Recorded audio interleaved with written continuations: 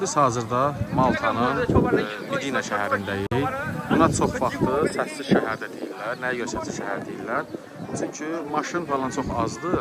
Bizim içəri şəhər Old City kimi bir yerdir. Və buranın 4000 illik tarixi var.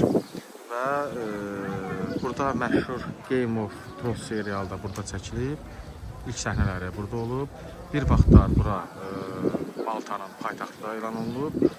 İlk görünüşdən qəşəng bir şəhər oxşuyur. İnşallah girək içərini də çəkib ətraflı təqdim edəcəyik. Girişdə belə bir heykəl var. Pul atanda nəsə eləyib.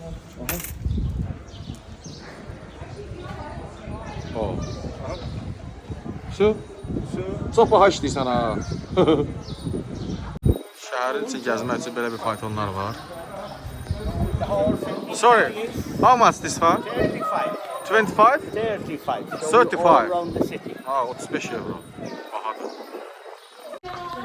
Bu şəhərin ara küçələridir, gəzmək üçün. Bizim içəri şəhərə oxşuyur, dar küçələrdir.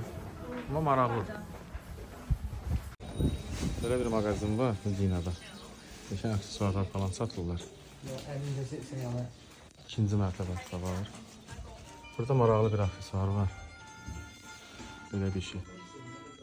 Çox qəşəngdir, maraqlıdır. Şarkılar falan. Burada ikinci mərtəbə.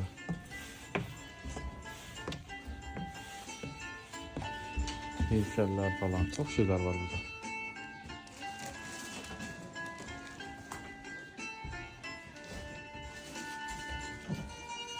Maltanın kralı yazıb. Yəqin kinodur. Yəqin filmin adıdır.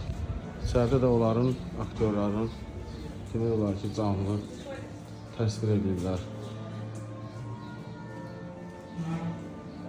O məqrabadır. İstanbulda var idi belə bir muzey. Şey muzeyi, nədir o? Madame Tussauds'da. Madame Tussauds'da, ha. Oxşadır. O məqrabam. Maltada görünüş üzü şəhəri. İçəri şəhər. Maltanın içəri şəhəri.